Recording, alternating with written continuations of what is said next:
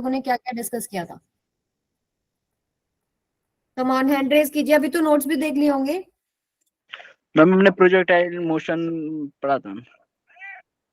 बेटा projectile motion पे हमने क्वेश्चन किया था। हमने पढ़ा था काइनेमेटिक्स ऑफ सर्कुलर मोशन शुरू कर दिया था, जिसमें हम लोगों ने एंगुलर डिस्प्लेसमेंट डिस्कस किया था। ये सब किया था। यस, अमन कुमार बोलिए। टाइम पीरियड का। टाइम पीरियड डिस्कस हो गया था। ओके, टाइम पीरियड डिस्कस हुआ था। और बताइए। Frequency. And angular velocity. Yes, angular velocity. और बताइए। Good evening ma'am. Very good evening बेटा। एंगुलर वेलोसिटी, उसके बाद इनके कुछ रिलेशनशिप डिस्कस किए थे, जैसे कि v इज इक्वल टू होता है आर ओमेगा। यस मैम पढ़ा। फिर हमने डिस्कस किया angular velocity is not only the property of circular motion, जिसमें हमने बताया कि v perpendicular equals to are omega. This is true form. Vector form क्या होती है? v is equal to omega cross r. ठीक है, ये आपकी स्केलर फॉर्म है और ये 100% आपका ट्रू रहता है। ये हम लोगों ने कुछ चीजें डिस्कस करी थी। ठीक है, और हमने डिस्कस किया omega average, omega instantaneous. Omega क्या है? एंगुलर वेलोसिटी, जिसको आप ऐसे भी लिख सकते हैं, omega equals to delta theta by में delta T. Angular displacement by में टोटल टाइम। ठीक है, और इनसे रिलेटेड हम लोगों ने कुछ न्यूमेरिकल्स डिस्कस किए थे, जिसमें हमने एक प्रोजेक्टाइल मोशन का न्यूमेरिकल भी डिस्कस किया था। ठीक है, डिटेल में प्रोजेक्टाइल मोशन नेक्स्ट क्लास में स्टार्ट हो जाएगा। सो ये ऑलरेडी आप लोगों के लिए मैं हर क्लास में ऐड करके रखती हूँ, you can go through it. अब आज के लेक्चर के बाद आपको क्या क्या चीजें समझ में आने वाली हैं? कुछ तो हम न्यूमेरिकल प्रैक्टिस करेंगे ही, जिससे आपके कॉन्सेप्ट और स्ट्रॉन्ग हो जाए।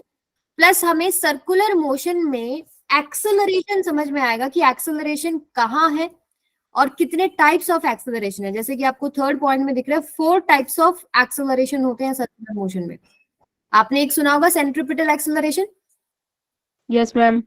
लेकिन और भी होते हैं, वो हम आज डिस्कस करेंगे और आपको पता लगेगा इन सबके बीच में डिफरेंस क्या है। ठीक है, फिर हम 3 टाइप्स ऑफ सर्कुलर मोशन के बीच में डिफरेंशिएशन सीखेंगे। जैसे कि आपके पास सबसे पहले यूनिफॉर्म सर्कुलर मोशन, जो कि आपके सिलेबस में हाईलाइटेड टॉपिक है। मतलब उन्होंने लिखा है कि सर्कुलर मोशन में यूनिफॉर्म सर्कुलर मोशन है, लेकिन आपको यूनिफॉर्म सर्कुलर के साथ ये समझ में आना चाहिए कि रिटार्डेड सर्कुलर मोशन कौन सा है, एक्सेलरेटेड सर्कुलर मोशन कौन सा है। सो कॉन्सेप्ट क्लैरिटी आएगी। ठीक है, हाँ जी, कोई हैंड रेज कर रहा है बेटा?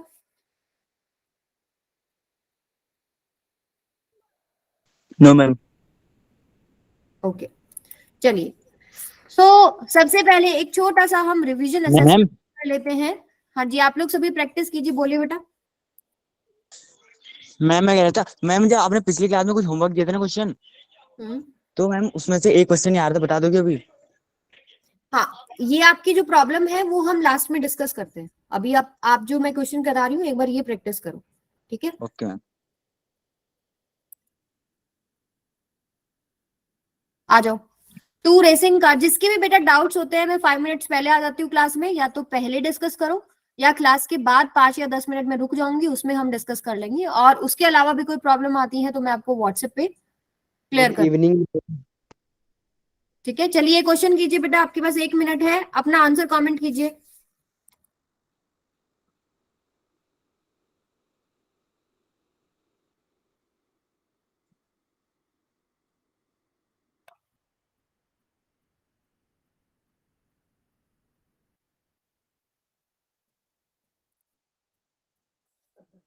Two racing cars of masses m1 and m2 are moving in circles of radii r1 and r2 respectively. 2 circles चल रही है। कमेंट करो बेटा, कमेंट। ठीक है, their speeds are such that they each make a complete circle in same time t. मान लो आपके पास एक ट्रैक है, फिर दूसरा ट्रैक है, दोनों के रेडियस जरूर अलग है, लेकिन दोनों कार के मासेस अलग है, लेकिन वो पूरा सर्कल जो है वो एक ही टाइम में कवर करते हैं। Then ratio of angular speed of first to the second car is, first to the second car, हमारे पास कुछ आंसर्स आए हैं। Option 3 Neha, Bhavna, Atif, Ritesh, Gaurav, very good. Option 3 is correct. क्यों है करेक्ट? अनुष्का बताएंगे व्हाई। बताइए 1:1 कैसे निकाला?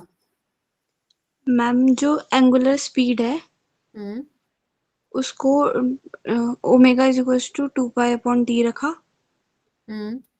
और फिर ओमेगा 2 की भी निकाली और उन दोनों को फिर 2 पाई अपॉन टी रख के उन दोनों की वैल्यू को रेशियो में रख दिया और 1:1 आंसर आ गया।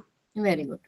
ठीक है, इन्होंने क्या बोला है? एंगुलर जो आपके पास स्पीड है, ठीक है, वो आपके पास क्या होता है? एंगुलर डिस्प्लेसमेंट बाय में टाइम टेकन। सपोज एक सर्कल वो जो कवर कर रहा है वो क्या टाइम में कवर कर रहा है? टी में कर रहा है। और एक सर्कल में कितना एंगल घूमता है? वो 2 पाई। तो एंगुलर डिस्प्लेसमेंट बाय टाइम दोनों ही केसेस में सेम है, एक सर्कल सेम टाइम में कवर कर रहे हैं, यानी कि एंगुलर स्पीड की रेशियो कितनी हो जाएगी? 1:1। ठीक है, नेक्स्ट पे आ जाओ। A wheel is at rest. Its angular velocity increases uniformly and becomes 80 radian per second after 5 seconds. The angular displacement is, एक व्हील है जो कि रेस्ट पे है, इसकी एंगुलर वेलोसिटी इंक्रीज होती है और कितना पहुंच जाती है? 80 रेडियन पर सेकेंड 5 सेकेंड में। तो टोटल एंगुलर डिस्प्लेसमेंट कितना होगा और आप कैसे निकालेंगे ये बताएंगे। 1-1 मिनट के सवाल हैं सभी।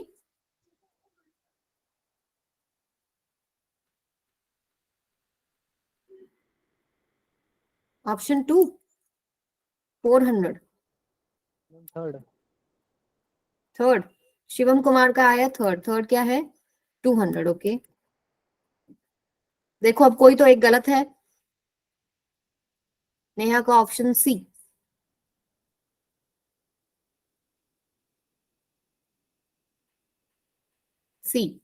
सो सी ऑप्शन के लिए हमारे पास 3 या 4 आंसर आ गए। बिल्कुल सी ऑप्शन आएगा। देखिए इतनी ही देरी का सवाल था बेटा। देखो सबसे पहले तो ये समझो, जैसे हमारे पास इक्वेशन ऑफ मोशन होती है, v is equal to U plus A T, S equals to U T plus में half A T square and v square minus U square equals to 2s। Similarly हम लोग circle के लिए भी लिख सकते हैं। v की जगह आएगा ओमेगा फाइनल, u की जगह ओमेगा इनिशियल प्लस a की जगह अल्फा इंटू टी। ए होता है लीनियर एक्सेलरेशन, अल्फा होता है एंगुलर एक्सेलरेशन। एंड डिस्प्लेसमेंट की जगह आप लिखेंगे theta omega I T plus में half alpha T square, omega final square minus omega initial square, this is equal to 2 alpha. इस पे भी कोई ना कोई एक आधा सवाल आ ही जाता है पेपर में, सिंपल इन इक्वेशंस को यूज करके। ठीक है, अब देखिए यहां से हमको निकालना है टोटल एंगुलर डिस्प्लेसमेंट। कोई अगर मैं इक्वेशन उठाना चाहूँ एंगुलर डिस्प्लेसमेंट की, या तो मुझे ये उठानी होगी या ये उठानी होगी। ठीक है, इनिशियल आपको पता है कि 0 है, ये तो पूरा ही 0 हो गया। बट दोनों ही केसेस में आपको अल्फा नहीं पता, तो अल्फा आपको निकालना पड़ेगा। फर्स्ट इक्वेशन यूज करके अल्फा निकालो। ओमेगा फाइनल कितना है? 80, ओमेगा इनिशियल 0 प्लस में अल्फा इंटू में टाइम कितना लगा आपको? 5 सेकेंड। 5 सेकेंड। ठीक है, यहां से आपके पास अल्फा आ जाएगा 80 बाय में 5, 16 यस मैम। रेडियन पर सेकेंड स्क्वायर। अब ये अल्फा की वैल्यू उठा के सेकेंड इक्वेशन में पुट कर देते हैं। थीटा आ जाएगा हाफ इंटू में 16 इंटू में कितना टाइम? 5, 25। ठीक है, 2 1 जा 8 जा, ये आपके पास कितना हो गया? 200 रेडियन। क्लियर है सभी को? Yes ma'am. आगे चलो नेक्स्ट पे चलते हैं। फिर ये फटाफट बता दो option A B C D. The relation between an angular velocity, the position vector and linear velocity of particle moving in a circular path. इसको सॉल्व करने की भी जरूरत नहीं है, बताइए A B C D. Come on बता दो, ये तो तुम्हें कमेंट करने की जरूरत नहीं है, जल्दी जल्दी बताओ। वेक्टर फॉर्म अभी मैंने रिवाइज भी कराई थी आप लोगों को।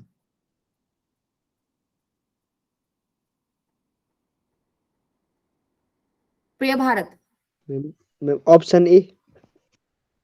Yes, option A omega cross R equals to V, this is vector form. Yes ma'am. Scalar option form A. आप के लिए लिखते हैं v is equal to are omega. ठीक है, अब हम नेक्स्ट पे चलते हैं। A wheel is of diameter 1 meter. If it makes 30 revolutions per second, then the linear speed of a point on its circumference will be. Diameter दे रखा है and आपको दे रखा है it is making 30 revolutions per second. तो linear speed निकालना है, v निकालना है. 1 मिनट देती हूं मैं आपको, सॉल्व कीजिए जरा.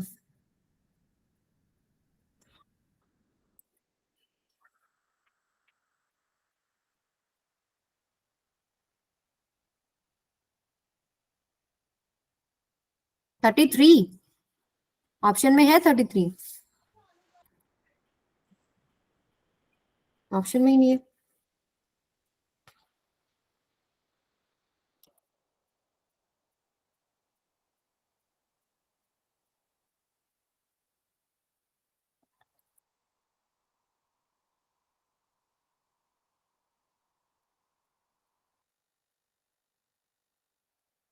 Option A.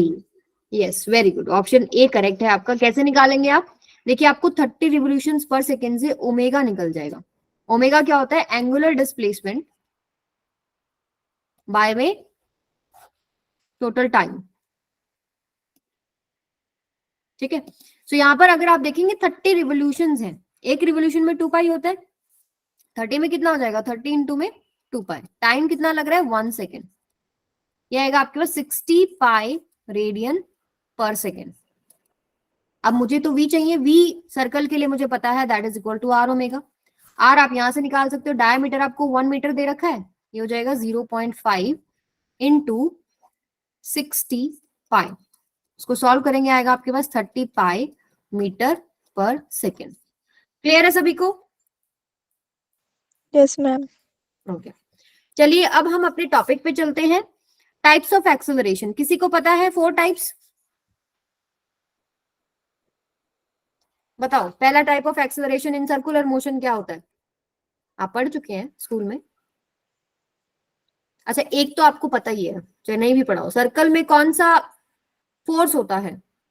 Centripetal force. Yes ma'am. तो सेंट्रीपिटल एक्सेलरेशन होगा. तो पहला तो एक यही हो गया कि आपके पास होता है एक सेंट्रीपिटल एक्सेलरेशन, जिसको हम रिप्रेजेंट करते हैं AC से. सेकंड क्या हो सकता है? Tangential acceleration. इसको हम रिप्रेजेंट कर लेते हैं AT से. थर्ड होता है आपके पास नेट एक्सेलरेशन. इसको हम A नेट से लिख लेते हैं. और लास्ट आपके पास होता है एंगुलर एक्सेलरेशन. अभी देखो एंगुलर डिस्प्लेसमेंट है, एंगुलर वेलोसिटी है, तो एंगुलर एक्सेलरेशन भी तो होगा. इसको हम अल्फा से रिप्रेजेंट करते हैं. ठीक है. अब इनको हम डिस्कस करेंगे, पर उससे पहले एक ये GIF देखते हैं. देखो एक कोई बॉल है जो कि एक सर्कल में चल रही है. तो आपको दिख रहा है कि सेंटर पे यहाँ पर एंगल चेंज हो रहा है विद टाइम. Yes ma'am. ठीक है. तो ये एंगल चेंज होने की वजह से मान लीजिए एंगुलर डिस्प्लेसमेंट हुआ 30 डिग्री इन 1 सेकेंड. आप कहीं पर भी चेक कर रहे हैं तो एंगुलर वेलोसिटी है. And change in angular velocity से क्या आता है आपके पास? Angular acceleration alpha, yes due to ma'am. Change in angle हम बोलते हैं. ठीक है. वो अलग केस है कि आपके पास एंगुलर वेलोसिटी कांस्टेंट है, वेरिएबल है, वो हम डिस्कस करेंगे. बट एंगल की वजह से आता है अल्फा. ठीक है. दूसरा आपको पता है कि एक फोर्स दिख रहा है ग्रीन कलर में अंदर की तरफ. Yes ma'am. Yes ma'am. आप क्या बोलते हैं? Centripetal force. यहाँ पर कौन सा एक्सेलरेशन है? Centripetal acceleration. ठीक है. एक आपको दिख रहा है कि ये भी एक मैग्नीट्यूड है जो यहाँ पर V दिखा रखा है, टेंजेंशियली जो हम दिखाते हैं. आप ऐसे भी तो होता है ना कि आप मान लीजिए सर्कल में भाग रहे हैं. ठीक है. तो सर्कल में आप तेजी से भी भागते हैं, धीरे से भी भागते हैं. तो वहां आपके इसकी पैरेलल या एंटी पैरेलल भी एक एक्सेलरेशन आती है जिसको आप टेंजेंशियल एक्सेलरेशन कहते हैं. और 2 डायरेक्शन हम डिस्कस करेंगे AC और AT की, जिससे आपको A नेट समझ में आ जाएगा. Mic off, mic off. तो सबसे पहले हम डिस्कस करेंगे सेंट्रीपिटल एक्सेलरेशन. तब मैं बाद में देख लेती हूँ, लेकिन बहुत टाइम में ऑनलाइन ना. देखिए जब आप क्लास ले रहे हैं तो ये आपकी रिस्पॉन्सिबिलिटी है कि आप ये ध्यान रखें कि आपका माइक ऑफ है. अभी आपकी बातें, आपके घर की बातें मेरे को सुनाई दे रही हैं और सबको सुनाई दे रही हैं. ठीक है. तो अपना माइक का थोड़ा ध्यान रखें. जब जवाब देते हैं तब उसको ऑन किया कीजिए. ओके, सो सबसे पहले आता है सेंट्रीपिटल एक्सेलरेशन। हेलो देखिए हेलो कुछ चीजें यहाँ पर लिखी हैं। मैम, हेलो हाँ जी बोलिए बेटा। मैम। जो आपने अभी पीछे ग्राफ समझाया है ना मैम, वो मैम दोबारा समझा दो मैम। अच्छा देखो, अभी वो ग्राफ के जो मैम एक एक आपने पार्ट मैं ग्राफ आपको समझा रही हूँ। अभी मैं उसी ग्राफ के सारे पार्ट्स अभी समझाऊंगी, फिर लास्ट में मैं फिर से वो आपको ग्राफ दिखाती हूँ, आपको और अच्छे से समझ में आएगा। ठीक है, अभी देखो पहले ही पार्ट समझो, फिर हम लास्ट में, अनुज मुझे याद दिलाना, फिर से मैं आपको दिखाऊंगी, फिर आप ही मुझे बताना कि कौन सी एक्सेलरेशन कहाँ है। ठीक है, देखो सबसे पहले आता है सेंट्रीपिटल एक्सेलरेशन। देखिए एक सर्कुलर मोशन लेते हैं। ठीक है, मान लो ये ऑब्जेक्ट है, और अगर मैं यहां पर वेलोसिटी देखूं तो कैसे ड्रॉ करते हैं, टेंजेंशियली। ऐसे ही होता है, कोई भी चीज अगर सर्कल में चल रही है, इस पॉइंट पर अगर मैं देखूं उसका वेलोसिटी क्या है, तो वो क्या होता है, टेंजेंशियली होता है। सपोज कि यूनिफॉर्म सर्कुलर मोशन है। यूनिफॉर्म सर्कुलर मोशन मतलब कि जो ये स्पीड है ये चेंज नहीं हो रही, 5 मीटर पर सेकेंड से ही ऑब्जेक्ट जो है वो घूम रहा है। तो क्या ये वेलोसिटी वेरिएबल है या ये कांस्टेंट है? वेरिएबल है कि कांस्टेंट है? कांस्टेंट। Ma'am variable. वेरिएबल होगा। कांस्टेंट देखिए, मैग्नीट्यूड जरूर आपने सेम कर दिया, लेकिन एक बात बताओ, किसी भी पॉइंट पर अगर आप देखेंगे तो डायरेक्शन तो बदल रहा है ना, और वेलोसिटी एक वेक्टर क्वांटिटी है। वेलोसिटी में चेंज हो जाएगा, चाहे मैग्नीट्यूड में चेंज हो जाए, चाहे डायरेक्शन में चेंज हो जाए। ठीक है, सो वेलोसिटी वेरिएबल है। वेलोसिटी इसका मतलब चेंज हो रही है, और वेलोसिटी चेंज हो रही है इसका मतलब एक एक्सेलरेशन है। Yes ma'am. और हमने देखिए यहाँ पर मैग्नीट्यूड को पहले ही कांस्टेंट कर दिया। तो ये जो वेलोसिटी में चेंज है जिसकी वजह से एक्सेलरेशन आ रहा है, ये किस वजह से आ रहा है, due to change in direction. So centripetal acceleration क्या होता है, it is responsible for change in direction of velocity. ठीक है, अब कुछ पॉइंट है, देखो centripetal acceleration is always variable. ये आप समझ सकते हैं कि जब तक सर्कल रहेगा डायरेक्शन तो बदलेगी। अगर मान लीजिए डायरेक्शन नहीं बदली इस पॉइंट पर, मान लो सपोज एक्स पॉइंट पर ये डायरेक्शन नहीं बदली, तो क्या है, सर्कुलर मोशन रह जाएगा? No ma'am. नहीं। So centripetal acceleration is always variable because it changes in direction. So as long as there is circular motion, there is centripetal acceleration. वो नहीं गायब होती है। सेंट्रीपिटल एक्सेलरेशन को हम दो नाम से और भी जानते हैं, जिनको हम रेडियल एक्सेलरेशन या नॉर्मल एक्सेलरेशन कहते हैं। वैसा क्यों कहते हैं, क्योंकि ये डायरेक्शन में चेंज की वजह से होती है, और इसका जो वैल्यू है वो होता है v स्क्वायर बाय में r। v is linear velocity, r is radius of the circle. आप कहीं पर भी डायरेक्शन देखेंगे, it is along radius toward centre. जैसे मैं यहां देखूं, along radius toward centre, along radius toward centre, along radius toward centre. So direction आप कैसे लिखेंगे, along radius and towards centre. आप देखिए वेलोसिटी जो थी आपके पास, क्या उसकी नॉर्मल नहीं आ रही है, और रेडियस के अलोंग आ रहा है, इसलिए हम इसको रेडियल एक्सेलरेशन भी कहते हैं। और ये नॉर्मल है आपके पास वेलोसिटी के साथ, इसलिए हम इसको नॉर्मल एक्सेलरेशन भी कहते हैं। अब सर्कुलर मोशन में एक रिलेशनशिप आपको और भी पता है, v is equal to are omega, पता है ना? Yes ma'am. अगर मैं इस फॉर्मूले में पुट करूं तो AC की वैल्यू क्या हो जाएगी, r omega square. Square by r, यानी कि आर ओमेगा स्क्वायर। ये भी आपका एक्सप्रेशन याद होना चाहिए आपको, किसी न्यूमेरिकल में हो सकता है यूज हो जाए। सबको क्लियर है centripetal acceleration? Yes ma'am. Yes ma'am. Anuj clear है बेटा? अनुज आ जाओ, नेक्स्ट पे आ जाओ। अब टेंजेंशियल एक्सेलरेशन पे हम चलते हैं। दोबारा से वही सर्कुलर मोशन हम ड्रॉ करेंगे। किसी भी पॉइंट पर अगर आप वेलोसिटी देखते हैं तो यहां से आएगा ऐसे, इस तरीके से। ठीक है, सपोज यहाँ पर आपके पास वेलोसिटी v डैश है, यहाँ पर वेलोसिटी v डबल डैश है। इट मीन मतलब suppose increasing, velocity is increasing, so यहाँ पर वेलोसिटी ट्रिपल डैश है, यहाँ पर वेलोसिटी v4 डैश है। वेलोसिटी इंक्रीज कर रही है। अब ये जो यहाँ मैं डायरेक्शन की बात नहीं कर रही, डायरेक्शन में जो चेंज हो रहा था उसकी वजह से जो एक्सेलरेशन आया वो था सेंट्रीपिटल एक्सेलरेशन। अब यहाँ पर इसकी मैग्नीट्यूड की बात कर रही हूँ मैं। ये मैग्नीट्यूड, इसकी वैल्यू बढ़ती जा रही है। अब इसकी वैल्यू कैसे बढ़ेगी, जब इसी की डायरेक्शन में फोर्स है, यस और नो? कोई फोर्स आपके पास लगेगा तभी तो स्पीड जो है बढ़ेगी ना। तो यानी कि और जिधर फोर्स होता है उधर ही आपके पास क्या होता है, एक्सेलरेशन होता है। तो ये जो स्पीड इंक्रीज कर रही है due to change in speed, जो एक्सेलरेशन आ रहा है वो आपके पास क्या है, टेंजेंशियल एक्सेलरेशन। इस पर्टिकुलर केस में जो मैंने ड्रॉ किया है, मैंने बोला क्या कि स्पीड इंक्रीज कर रही है, सो एक्सेलरेशन या force is in direction of speed. ठीक है, अगर स्पीड डिक्रीज कर रही होती तो यानी कि इसके मोशन के अपोजिट फोर्स लग रहा है, उस केस में एटी क्या हो जाएगा, anti parallel to this velocity. Clear है सबको ये चीज? आप ये यस मैम। नोट डाल के लिख भी सकते हो, if speed is increasing AT is in direction, AT is in same direction, AT is in same direction, and if speed decreasing, AT opposite to V। ठीक है, समझ में आ रहा ना? ओके, अब देखिए, अब हम यहाँ क्या बोल रहे हैं कि स्पीड में चेंज की वजह से है। ठीक है, तो यहाँ पर जो AT का फॉर्मूला रहता है, AT is equal to dV by में dt, ऐसे लिख दूं? क्या ये सही होगा लिखना? देखिए, डायरेक्शन में चेंज की वजह से आपने एक्सेलरेशन देखा, सेंट्रीपिटल एक्सेलरेशन। यहाँ पर हम जो टेंजेंशियल एक्सेलरेशन देखते हैं वो due to change in magnitude देखते हैं। अगर आप ये लिखेंगे तो ये गलत हो जाएगा, वी वेक्टर नहीं लिखना, ये गलत तरीका लिखने का।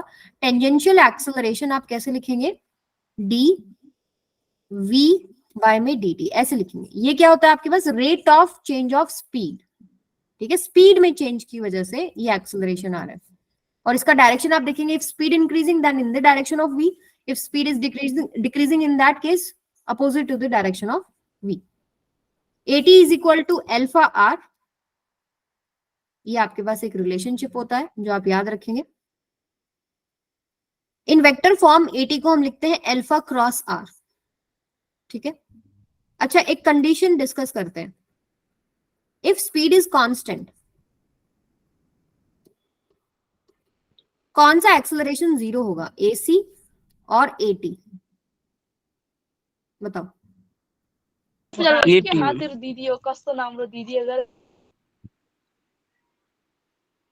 AC और AT? AT में। AT क्यों? क्योंकि वो rate of change of speed है, डिफरेंशिएशन है with respect to time of speed. अगर स्पीड कांस्टेंट है, कांस्टेंट का डिफरेंशिएशन क्या हो जाएगा फिर, जीरो। तो AT आपके पास जीरो हो जाएगा, बट AC जीरो नहीं होगा। क्यों नहीं होगा? क्योंकि ये V स्क्वायर बाय में R था। ठीक है, V की जो भी कांस्टेंट वैल्यू पुट करेंगे आपके पास AC की एक वैल्यू निकल के आ जाएगी। तो यही मैंने आपको स्टार्टिंग में बोला था, जब तक सर्कुलर मोशन है AC तो रहेगा ही रहेगा। ठीक है, लेकिन AT may और may not be zero depending upon speed is constant और नॉट कांस्टेंट। क्लियर है सबको? Yes ma'am.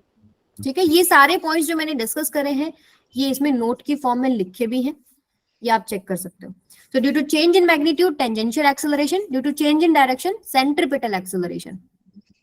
ठीक है, अब थर्ड हमारे पास आती है net acceleration. This is total acceleration which is vector sum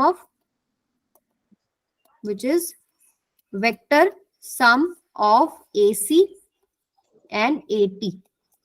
अब देखिए कैसे निकलेगी। मान लो ये आपके पास क्या है, सर्कुलर मोशन है।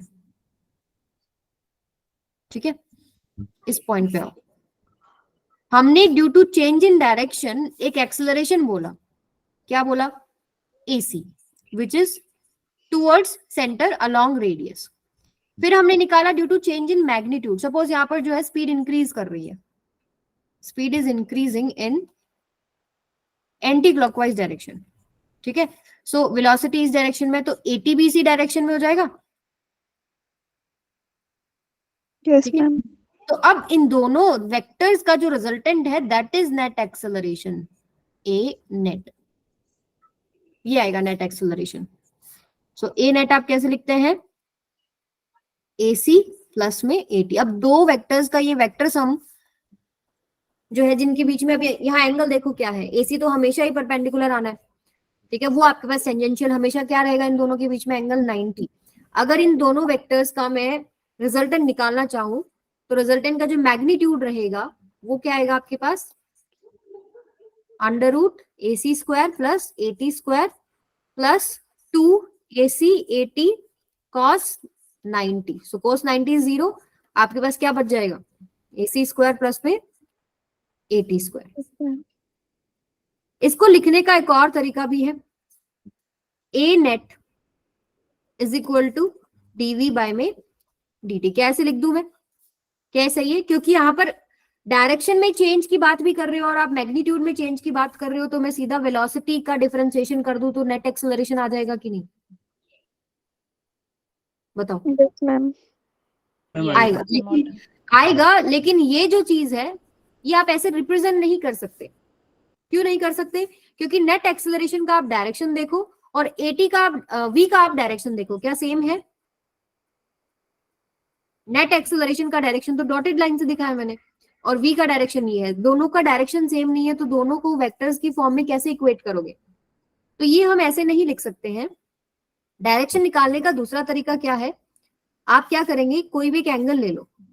सपोज मैं आपसे ये पूछती हूँ कि मुझे डायरेक्शन बताओ नेट एक्सेलरेशन का विद टेंजेंशियल एक्सेलरेशन कितना है. सो आप क्या करेंगे, यहाँ पर एक एंगल ले लेंगे थीटा, इस ट्रायंगल को कंप्लीट कर लेंगे. तो ये वाला जो एरो है येलो वाला, इसको मैं AC से रिप्रेजेंट कर सकती हूँ. Translation is allowed in vectors, मैंने उठा के ऊपर पुट कर दिया. ये ट्रायंगल कर सकते हैं. इसमें मैंने टेंजेंट थीटा निकाल दिया. टेंजेंट थीटा क्या हो जाएगा? P बाय B, यानी AC बाय में AT. यहाँ से थीटा निकल जाएगा tangent inverse AC by AT. तो this is the way to find out the direction in case of net acceleration. आपको सवाल में ये भी पूछ सकते हैं कि हमें बताओ डायरेक्शन विद सेंट्रीपिटल एक्सेलरेशन कितना है. उस केस में आप यहाँ एंगल मान लो. सपोज मैंने अल्फा मान लिया, इस ट्रायंगल को कंप्लीट कर लो.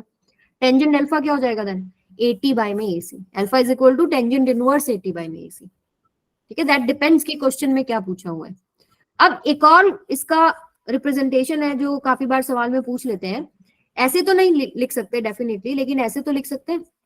A नेट का जो मैग्नीट्यूड है that is equal to dV by dt का मैग्नीट्यूड. लिख दे. इसमें क्या आ गया? यहाँ पर आपने क्या किया है, चेंज इन वेलोसिटी देखा है, जिसमें डायरेक्शन भी देखा है और मैग्नीट्यूड भी देखा है, और उसका मैग्नीट्यूड आप निकाल रहे हो. dV बाय dt का ऐसे magnitude that is equal to net acceleration का मैग्नीट्यूड, जिसकी वैल्यू आपने अभी ये ऊपर निकाली है. ठीक है, बट ऐसे सीधा नहीं लिख सकते आप, क्योंकि दोनों का डायरेक्शन डिफरेंट है. डायरेक्शन ऐसे निकालो, मैग्नीट्यूड ऐसे रिप्रेजेंट करो. किसी को कोई डाउट है? एनी डाउट बेटा? So net acceleration is due to both change in direction and magnitude. ये कुछ फॉर्म्स हैं जो अभी लिखी हैं आपके स्लाइड पे, इनको अपने दिमाग में छाप लो. अब हम आगे चलते हैं, कुछ क्वेश्चंस करेंगे. If V is equal to 2t and R equals to 9 meter, find AC, AT, A net at t is equal to 3 second. आपको V is equal to 2t, time के साथ वेलोसिटी का रिलेशनशिप दे रखा है. आपको AC, AT, A net ये सब निकालना है. ठीक है, सो फॉर्मूले अभी मैं एक साइड में लिख देती हूँ, हमने अभी अभी निकाले हैं. AC is equal to V square by R. AT is equal to speed का differentiation, rate of change of speed, and A net equals to, अगर मैं मैग्नीट्यूड की बात करूं, that is equal to AC square plus में AT square. ठीक है, निकालो जरा, बताओ कितना आंसर आएगा. AC कितना आएगा, A नेट कितना आएगा, AT कितना आएगा? AC 4. Yes, good. नेक्स्ट बताओ.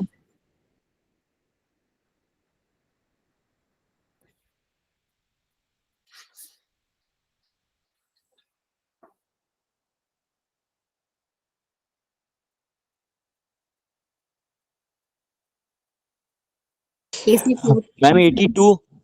यस, किसने निकाला? मोहित, वेरी गुड. आगे निकालो.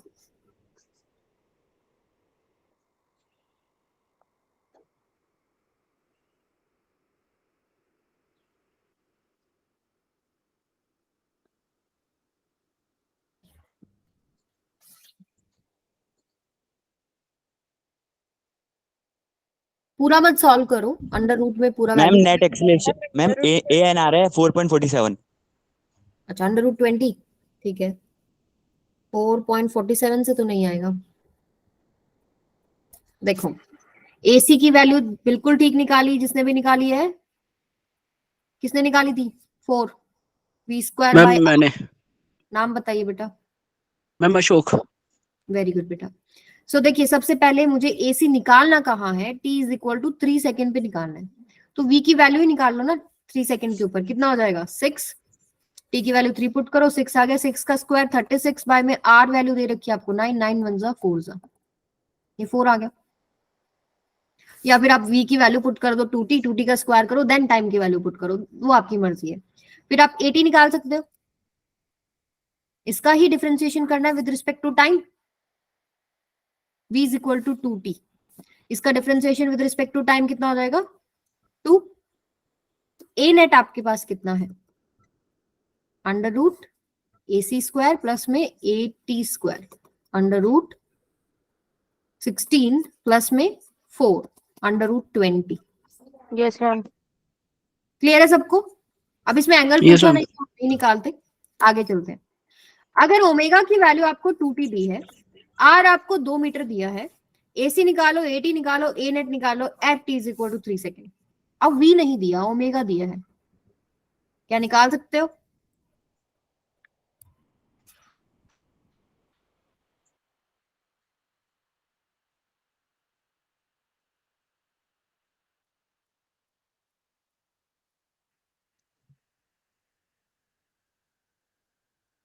AC मैम 3 होगा।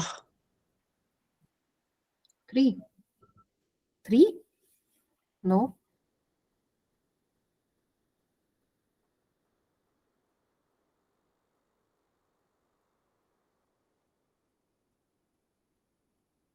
Ma'am 72। Yes 72, very good. Yes ma'am 72। AT कितना होगा? 84। Very good. A net, 4, ma'am. A net 4, बिल्कुल ठीक है। देखो ओमेगा दे रखा है, चाहिए तो v ना, AC होता है v² बाय r, या फिर v, इसका आप ओमेगा में फॉर्मूला कन्वर्ट कर सकते हो, देन पुट कर सकते हो। AT होता है dv by dt and A net होता है under root AC square plus में AT square. So AC is equal to v² by r, v चाहिए है तो v निकाल दो, r ओमेगा होता है, सर्कल में r 2 दे रखा है, ओमेगा आपको 2t दे रखा है, कितना हो गया ये 4t। अब जितने पे निकालना है, जैसे at t is equal to 3, v की वैल्यू कितनी हो जाएगी 12, सो AC कितना हो जाएगा 12 इंटू 12 बाय में 2, 2 1 जा 6 जा, ये आएगा 72। 72. सिमिलरली आप 80 निकालेंगे, 80 इसका डिफरेंशिएशन ही है, वो हो जाएगा आपके पास 4, with respect to time differentiate कर दो 40 का 4, and a net simple value put करनी है और कुछ नहीं है। AC का स्क्वायर यानी 72 का स्क्वायर प्लस में 4 का स्क्वायर, इसको सॉल्व 4 कर का लेना, स्क्वायर। ठीक है। Ma'am 20√13। Okay, ma'am A net. कितना आ रहा है? मैम 20√13। ठीक है, चलिए नेक्स्ट पे चलते हैं, ये अच्छा क्वेश्चन है। If omega equals to 2t, r equals to 2 metre, find the time after which AT makes 37 degree with A net. कितना टाइम बाद टेंजेंशियल एक्सेलरेशन 37 डिग्री का एंगल बनाएगा नेट एक्सेलरेशन के साथ? तो पहले डायग्राम ड्रॉ कर लो इसके अंदर। सपोज यहां पर AT तो इधर है, AC टूवर्ड सेंटर होगा, A नेट ऐसे आएगा, हमें चाहिए इनके बीच में एंगल 37 डिग्री। ये कितना टाइम बाद 37 डिग्री बनेगा, ये आपको निकालना है। कैसे करें, एनी आइडिया? एंगल देते ही आपको समझ में आना चाहिए, टेंजेंट 37 निकाल सकते हो, कितना हो जाएगा AC बाय में 80, टेंजेंट 37 कितना होता है, टेंजेंट 37 3/4, 3/4। यस। AC नहीं पता, AT नहीं पता, बट निकाल तो सकते हैं। जैसे ओमेगा 2t दे रखा है तो v कितना हो जाएगा r omega 4t. Suppose in t time it is making angle 37 degree. So AC निकाल लो, ये आएगा 4 4 16 t स्क्वायर बाय में r कितना है 2, ये कटा आपके पास 8 t स्क्वायर. ठीक है, ऐसे ही आप 80 निकाल लो. डिफरेंशिएशन ऑफ स्पीड क्या हो जाएगा आपके पास 4. ठीक है, यहाँ वैल्यू पुट कर दो 3/4 that is equal to AC की वैल्यू 80 स्क्वायर और 80 की वैल्यू 4. 4 से 4 कैंसिल, t की वैल्यू कितनी आ गई √3/8. ये आपका आंसर हो जाएगा. This is the time in which a net 80 के साथ 37 डिग्री एंगल बना रहा होगा. Yes ma'am. ठीक है, चलें आगे. चलिए Yes, next. ma'am. Yes ma'am. Okay, ये बताइए if v is equal to 4 and r equals to 2 find AC 80 A net. आपको सॉल्व करने की जरूरत नहीं है, जस्ट एक्सप्लेन कीजिए कि इसको इसमें आंसर्स क्या क्या आएंगे.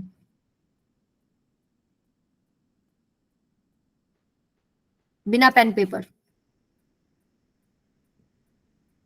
आपको v दे दिया 4, AC कितना आएगा मैम एक मैम 8. v स्क्वायर बाय में r इज AC. 8. यस, 4 4 16/2 यानी 8. 80 कितना आएगा डिफरेंशिएशन ऑफ स्पीड है. देखो वहां कितनी है 4 है. 4. इस यस बोलिए बेटा. टाइम के साथ 4 होगा. 0. 0. टाइम की तो कोई टर्म ही नहीं है वहां पे, तो 80 0 हो गया. सो 80 0 होते ही ए नेट किसके बराबर हो जाएगा मैम AC के. एंड AC की वैल्यू 8 है. 8 है, 8 का स्क्वायर. 8. 8 का स्क्वायर रूट कट गया, 8 ही बच गया. ठीक है, A net is equal to AC. अब लास्ट एक्सेलरेशन आपके आती है एंगुलर एक्सेलरेशन, जिसको हम अल्फा से रिप्रेजेंट करते हैं. ठीक है, इसको आप कैसे लिखेंगे डेल्टा ओमेगा बाय में delta t if you are finding average angular acceleration. जैसे वहां पर होता था ए क्या होता है डेल्टा वी बाय में delta t. A average delta v by delta t. A instantaneous अगर निकालना हो तो यहाँ पर alpha instantaneous d omega by में डी टी. ठीक है, जैसे वहां पर हम लोगों ने रिलेशनशिप डिस्कस किए थे लास्ट क्लास में. v is equal to are omega, R omega ma'am. s equals to r theta, a is equal to r alpha. But अब क्वेश्चन आता है विच एक्सेलरेशन. 4 पढ़ लिए हैं, मतलब ये 4th है. कौन सी एक्सेलरेशन है ये a. याद रखेंगे ये है tangential acceleration that is equal to r alpha. ये पॉइंट थोड़ा दिमाग में रखें. at is equal to r alpha. Clear है सबको? Yes ma'am. Yes ma'am. ठीक है, अब बात आती है डायरेक्शन की. एंगुलर एक्सेलरेशन का अगर मुझे डायरेक्शन डिस्कस करना है तो क्या होगा. तो डायरेक्शन हम डिस्कस कर लेते. सपोज एंटी क्लॉकवाइज डायरेक्शन में कोई भी ऑब्जेक्ट चल रहा है. ठीक है, यहाँ पर मोशन क्या है एंटी क्लॉकवाइज है. सो सबसे पहले तो मुझे बताओ ओमेगा का डायरेक्शन क्या होगा. Change in angular velocity by time कर रहे हो ना, तो angular velocity is vector, so alpha जो बनेगा वो भी वेक्टर ही है. ठीक है, तो ओमेगा का डायरेक्शन हम कैसे चेक करते थे बताओ. एंगुलर वेलोसिटी का डायरेक्शन, एंगुलर डिस्प्लेसमेंट का डायरेक्शन कौन से रूल से चेक करता है. Right hand thumb. Right hand rule. Right hand thumb. Yes ma'am. Yes, तो जिस तरफ आपका सर्कुलर मोशन, अपने फिंगर्स को कर्ल करो, thumb will point towards the direction of angular displacement and angular velocity. So यहाँ पे एंगुलर वेलोसिटी का डायरेक्शन किधर है, ऊपर है कि नहीं. Yes ma'am. Yes ma'am. Vector होता है. सो एंगुलर एक्सेलरेशन का डायरेक्शन आप कैसे निकालेंगे. If omega is increasing, alpha supports omega. If omega is decreasing, alpha opposes omega.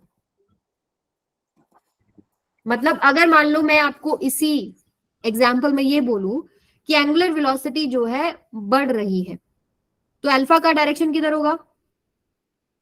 In the same direction, ऐसे, if omega is increasing.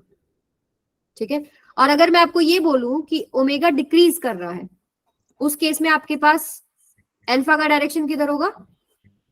Ma'am इस direction में, ये है। ठीक है, अब आप लोग मुझे बताइए अल्फा का डायरेक्शन किधर होगा? अगर मैं क्लॉकवाइज सर्कुलर मोशन ले रही हूँ, ऐसे ले रही हूँ, ठीक है, ये ऐसे, मतलब इस तरीके से, आप अगर अपने टेबल पे अज्यूम करो कि इस तरीके से चल रहा है क्लॉकवाइज, नीचे की तरफ ओमेगा नीचे की तरफ है, अल्फा किधर है? वो भी मैम नीचे की तरफ ही होगा। बट मैंने तो आपको बताया नहीं ओमेगा इज इंक्रीजिंग और decreasing.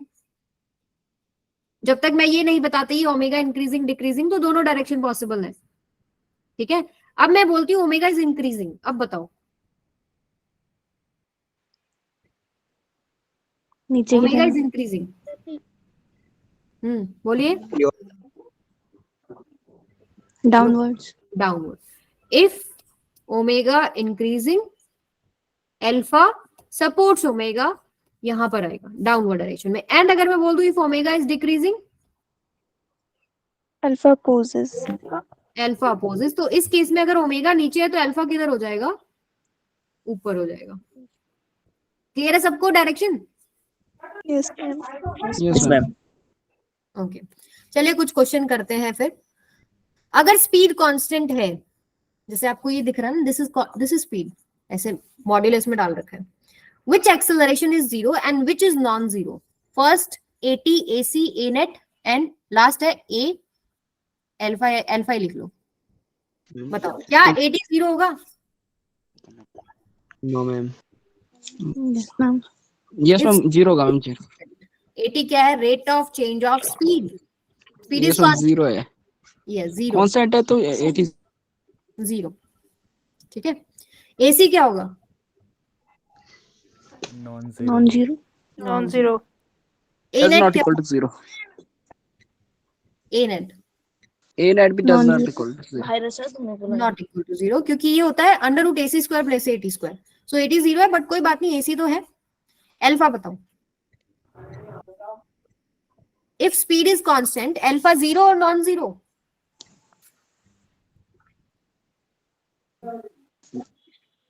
No, Ma'am, does zero. not. Ma'am, zero. Ma'am, does not zero होगा मैम। Not Zero. zero. कोई जीरो बोल रहा है, कोई नॉन जीरो बोल रहा है, एक बार आपस में डिस्कस करके बताओ। Non zero. Non zero. Does not zero. Yes or not zero. अच्छा देखो, अभी मैंने आपको एक रिलेशनशिप बताया था, AT is equal to r alpha. If AT is zero, alpha is zero ना। यस मैम, जीरो ही होगा मैम। ठीक है, और एक और रिलेशनशिप से भी आप कर सकते हो, आपके पास एक्सेलरेशन जो है, angular acceleration, that is equal to d omega by में dt। ठीक है, अगर आपके पास स्पीड कांस्टेंट है बेटा, तो v is equal to are omega. Radius तो कांस्टेंट होता ही है सर्कल का, v भी कांस्टेंट, Yes, ma'am. ओमेगा भी कांस्टेंट हो गया। इफ ओमेगा इज कांस्टेंट, तो क्या हो जाएगा आपके पास? Alpha zero, if omega constant. दोनों तरीके से आप समझ सकते हो। सेकंड पे आ जाओ।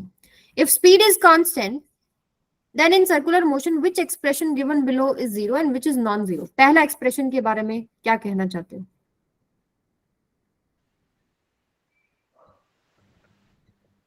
ये एक्सप्रेशन क्या रिप्रेजेंट करता है? This is magnitude of net acceleration, right? Yes ma'am. अब बताओ जीरो होगा या नॉन जीरो होगा? Ma'am zero. Not non zero. not zero ma'am, non zero. क्योंकि मैग्नीट्यूड होता है under root AC square plus AT square. Speed is constant then AT is zero but AC is not zero. अगले expression के बारे में क्या कहना चाहोगे? जीरो। मैम जीरो जीरो होगा। जीरो होगा मैम। ये है AT, ये क्या है आपके पास? AT D omega bye dt।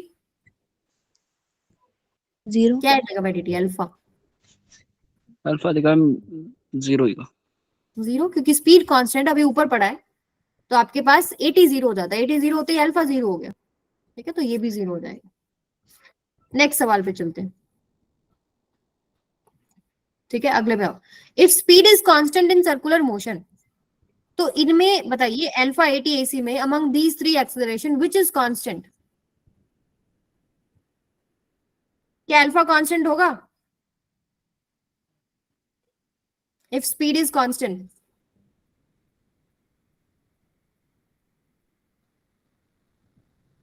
No ma'am. अच्छा चलो, स्पीड कांस्टेंट है, अल्फा की वैल्यू क्या आएगी? मैम जीरो जीरो जीरो आएगी ma'am. Constant value, zero constant हो गया कि नहीं हो गया? यस इसमें हो गया अच्छा 80 बताओ फिर। मैम 0 जीरो ये होगा, भी ये भी constant कांस्टेंट होगा। होगा। जीरो। Yes ma'am. AC बताओ। ये मैम ये does not equal to zero. Not equal to 0, वो तो ठीक है, पर ये कांस्टेंट है कि नहीं है? मैम AC तो होता है v²/r, सर्कल का रेडियस होगा और v आपने कांस्टेंट दे दिया, सो v²/r क्या हो गया? कांस्टेंट होगा। कांस्टेंट होगा, लेकिन ये सिर्फ कांस्टेंट मैग्नीट्यूड में होगा, कांस्टेंट इन मैग्नीट्यूड। इतनी गंदी हैंडराइटिंग हो गई है सर्दी में। कांस्टेंट इन मैग्नीट्यूड, ऐसा मैं क्यों लिख रही हूं?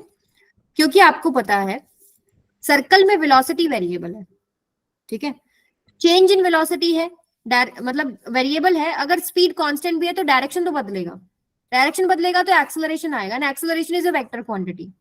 और इसका डायरेक्शन, आप AC का डायरेक्शन कैसे निकालते हैं? Along radius toward centre. किसी भी पॉइंट पर देखेंगे डायरेक्शन तो बदल रहा है ना, यहाँ देखेंगे तो इस तरफ है, यहाँ देखेंगे इधर है, यहाँ देखेंगे इधर है, so not constant in direction. समझ में आया सबको? Yes ma'am. चलो एक PYQ ट्राई करोगे? Yes ma'am.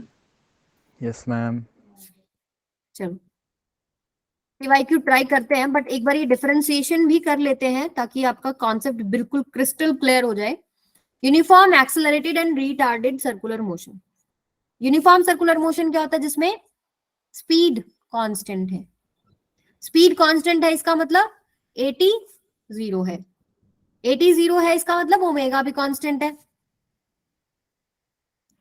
ठीक है, एंड अल्फा भी आपके पास 0। देखो ऐसे भी कर सकते हो कि स्पीड कांस्टेंट एंड आपको पता है कि टेंजेंशियल एक्सेलरेशन 0 हो जाएगा क्योंकि वो rate of change of speed होता है, ठीक है। और टेंजेंशियल एक्सेलरेशन 0, तो एक रिलेशनशिप अभी बढ़ा, 80 is equal to r alpha, alpha 0 हो गया। और अल्फा होता है d⍵/dt, अल्फा को ही 0 कर दिया यानी चेंज नहीं होगा ओमेगा में कुछ भी। d⍵/dt 0 का मतलब क्या है कि ओमेगा कांस्टेंट है, ठीक है। और AC तो हमेशा रहता है, ये that is equal to v²/r and r ω² भी लिख सकते हैं। डायरेक्शन आप आराम से बता सकते हो, स्पीड कांस्टेंट है यहाँ पर, तो यहाँ सिर्फ एक ही एक्सेलरेशन है, centripetal acceleration, that is toward centre along radius. Omega का डायरेक्शन चेक करना हो तो आप ये देखो कि सेंस ऑफ मोशन किधर है, क्लॉकवाइज, सो इनवर्ड डायरेक्शन है। अब एक्सेलरेटेड सर्कुलर मोशन का मतलब क्या है? जिसमें स्पीड बढ़ रही है, स्पीड बढ़ रही है तो 80 इन द डायरेक्शन ऑफ स्पीड हो जाता है।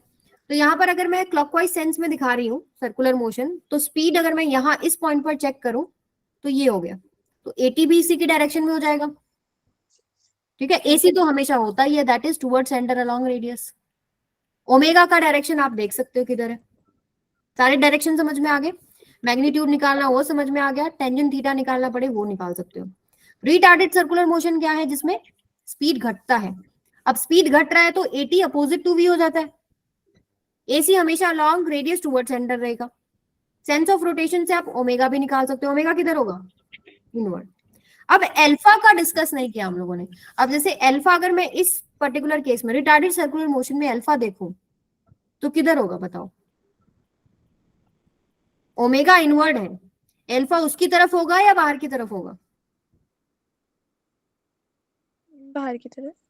बाहर की तरफ, क्योंकि देखिए मैंने बोला स्पीड घट रही है तो v is equal to r omega, omega भी घट रहा है, ठीक है। ओमेगा इज डिक्रीजिंग तो ओमेगा को अपोज करेगा अल्फा। जैसे एक्सेलरेटेड सर्कुलर मोशन में देखेंगे स्पीड बढ़ रही है, ठीक है, तो ओमेगा भी बढ़ेगा, तो ओमेगा की डायरेक्शन को सपोर्ट करेगा अल्फा। सभी डायरेक्शन सबको समझ में आ गई? Yes. Everyone? Yes ma'am. Yes अच्छा, मैम। अब एक PYQ, A particle is moving along a circular path with constant speed. What is the magnitude of change in velocity of the particle when it moves through an angle of 60 degree around the center of the circle? एक circular motion लेते हैं, ठीक है, इस point से शुरू करते हैं कहानी. कांस्टेंट स्पीड है, ठीक है. अगर मुझे दिखानी हो स्पीड तो मैं कैसे दिखाती हूँ? टेंजेंशियली, इस तरह दिखाएंगे. एक ए पॉइंट हो गया. दूसरा उन्होंने बोला है कि चेंज इन वेलोसिटी निकालिए when it moves through angle of 60 degree. Suppose ये पार्टिकल यहां पहुंच गया,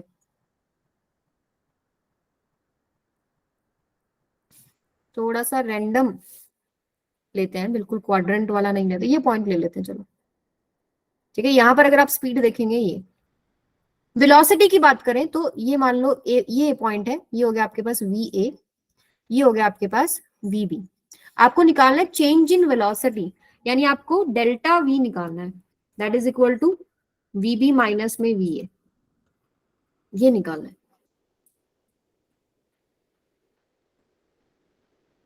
ये रेडियस हो गया मान लो आर.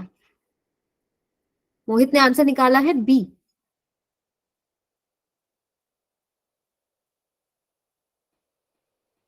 और इन्होंने बोला कि जब ये ए पॉइंट से बी पॉइंट पे जा रहा है तो इसने एंगल कितना ट्रेस किया है यहाँ पे?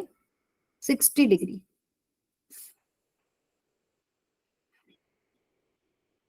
अगर मुझे ये पता लग जाए, अभी देखो v और v भी वेक्टर क्वांटिटीज है, अब मुझे वेक्टर ही समझ में आ जाए तो मैं सीधा वेक्टर सब्ट्रैक्शन निकाल के रिजल्टेंट निकाल सकती हूँ ना.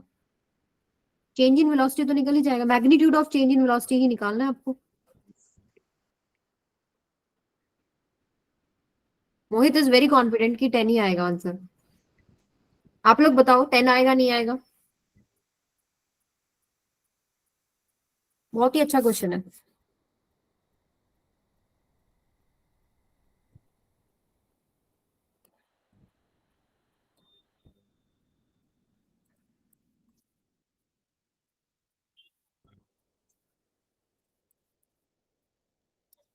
यस, किसी ने हैंड रेज किया था. ए पॉइंट से बी पॉइंट तक जब वो मूव कर रहा है तो 60 डिग्री एंगल ट्रेस हो रहा है. ठीक है. ए पॉइंट पर वेलोसिटी हमें डायरेक्शन पता है, समझ में आती है, बी पॉइंट पे समझ में आती है. पर इन दोनों वेक्टर्स के बीच में एंगल मिल जाए ना तो वेक्टर सब्ट्रैक्शन या वेक्टर एडिशन आप निकाल सकते हैं. मतलब रिजल्टेंट आपको, जैसे अगर मुझे ए वेक्टर प्लस बी वेक्टर निकालना है, मान लो मुझे ए वेक्टर प्लस बी वेक्टर का मैग्नीट्यूड निकालना है, तो क्या होता है? अंडर रूट ए का मैग्नीट्यूड का स्क्वायर प्लस बी का स्क्वायर प्लस में 2ab cos थीटा, यही तो होता है. और वेक्टर सब्ट्रैक्शन की जब हम बात करते हैं तो ये माइनस लग जाता है यहाँ पे, वो भी आपके पास क्या है? वेक्टर एडिशन की तरह ही सॉल्व होता है. जैसे अगर मैं यहाँ पर देखूं, पहली बात तो वेक्टर में ट्रांसलेशन अलाउड होती है. ठीक है. तो आप इसको सिंपल तरीके से सॉल्व कैसे कर सकते हैं? आप इस वेक्टर को उठा के यहाँ लगा दो, इधर लगा दो, आपने उठा के ऊपर लगा दिया. ये अगर 60 डिग्री है तो ये एंगल भी आपके पास 60 डिग्री आएगा.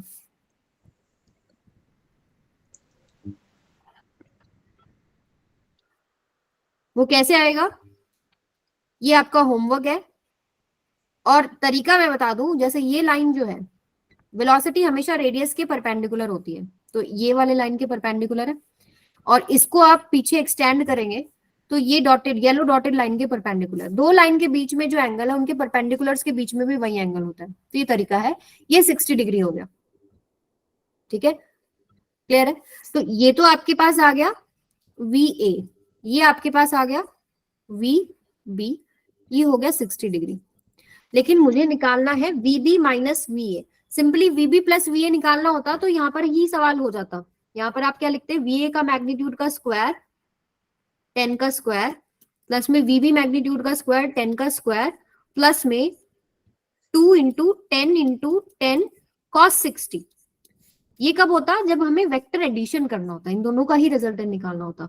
पर यहाँ पे हमारा वेक्टर सब्ट्रैक्शन है, तो उस केस में क्या होता है? देखिए, पहला तो VB है, VB को एज इट इज रखो. दूसरा है VA, VA नहीं है, वो माइनस VA है, VB plus of minus VA है, तो इसको आप पीछे की तरफ कर लो. VA माइनस VA किधर हो जाएगा? नीचे की तरफ. ये एंगल कितना हो जाएगा? पाई माइनस में 60 डिग्री. तो यहाँ पर एंगल क्या आ जाएगा? पाई माइनस में 60 डिग्री है. हमारा वी और माइनस वीबी और माइनस वीए के बीच में कितना एंगल है, पाई माइनस 60 डिग्री।